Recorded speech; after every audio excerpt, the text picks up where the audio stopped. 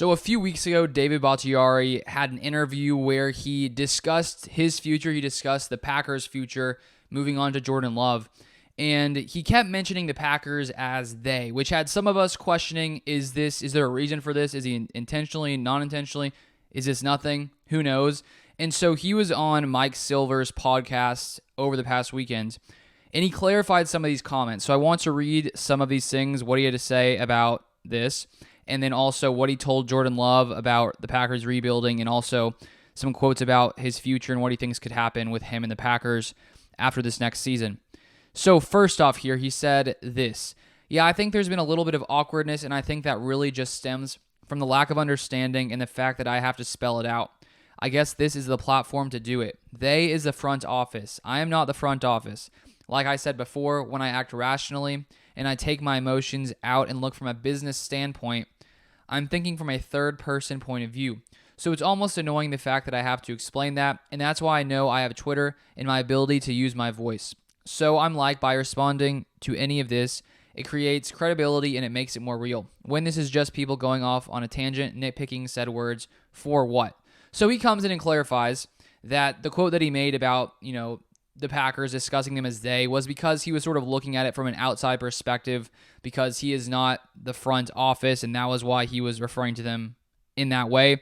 And I was questioning that a little bit. I wasn't sure if there was something there. David Bakhtiari sort of shuts that idea down, that there's nothing there, that it looks like he will be back with the Packers in 2023, even though Rodgers is no longer here.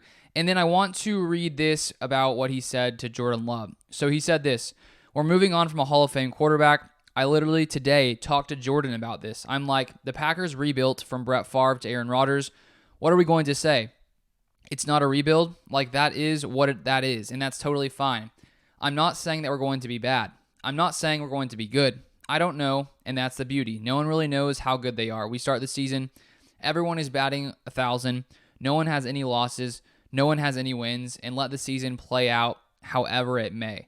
So it sort of sounds to me like Bakhtiari is just sort of being honest about the state of the team, and he doesn't really want to maybe create crazy expectations for the Packers for Jordan Love. We heard Matt LaFleur in the past, month or so discuss how, people shouldn't have crazy high expectations for Jordan Love, and I think that obviously when you look at going from Rodgers, future Hall of Famer, to Jordan Love, to expect him to be Rodgers that's a lot of pressure to put on Love. Hopefully he can become that, but at the same time, they seem to be toning down the expectations, and Bakhtiari basically saying, we could be bad, we could be good, just being honest about, I guess, how he sees the team. Hopefully, as the season actually starts, we start playing some games. We'll see what this Packers team is made of, and lots of it does come down to how good Jordan Love is, how good this offense is, how good this defense is, and we'll really know the answer once Jordan Love starts to play.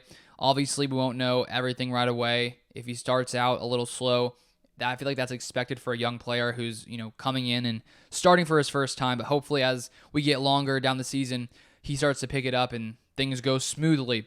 And then to finish it off here, Bakhtiari talking about his future. So after 2023, this next season, his cap hit will be $40.5 million, which is very, very high. That's about the same cap hit that Aaron Rodgers will have if he gets traded before June 1st.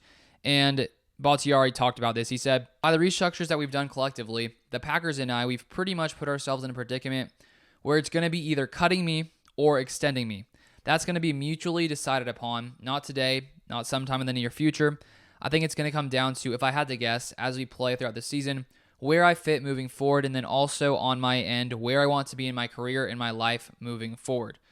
So because of this massive cap hit for Bakhtiari, he's saying the Packers are likely either going to cut him to save cap space or extend him. And so I think when we look at Bakhtiari, sort of the state that he is in right now in his career, he's 31 right now. After this next season, he'll be 32 years old. He has dealt with that ACL tear, that knee injury, which sort of held him back for a couple seasons. He seemed to sort of get back to his normal self, as the season went on in 2022. And so I think there's hope among lots of us Packers fans that he'll stay healthy. The thing is, with that kind of knee injury, you don't know if it'll flare up at all. Hopefully it doesn't. And I just do question if Brian Gutekunst would be willing to give Bakhtiari another extension just because he'll be 32 years old. He has had some issues with that knee injury. So I don't think it's a given that he is extended. And depending on what happens in 2023, if he continues to deal with some knee issues, I think it would make it more likely that he doesn't come back because of that massive cap hit, as he mentioned. But hopefully he plays fine. Hopefully he plays at elite level as he did later in 2022. And let's hope that his knee injury doesn't flare up again. Hopefully that stays healthy and that's a non-issue, not only for the Packers and the O-line in 2023, but also if he can stay healthy, maybe there's a chance the Packer, he comes back once again. But there's still some sort of uncertainty there. But those are all the things I wanted to break down from his interview he did with Mike Silver. Some interesting things to keep an eye on. But that is all I have for this video. If you haven't subscribed to my Packers email newsletter, I'm writing there a lot. You can subscribe by clicking the link in the description down below. You can put your email in there. You'll receive everything I write there. And if you haven't subscribed to the channel, I'll be putting out Packers news as always, draft stuff, all draft news when all that stuff finally happens as we get into the draft on Thursday, Friday, and Saturday. But thank you so much for watching. I appreciate you guys, and I'll see you guys next time.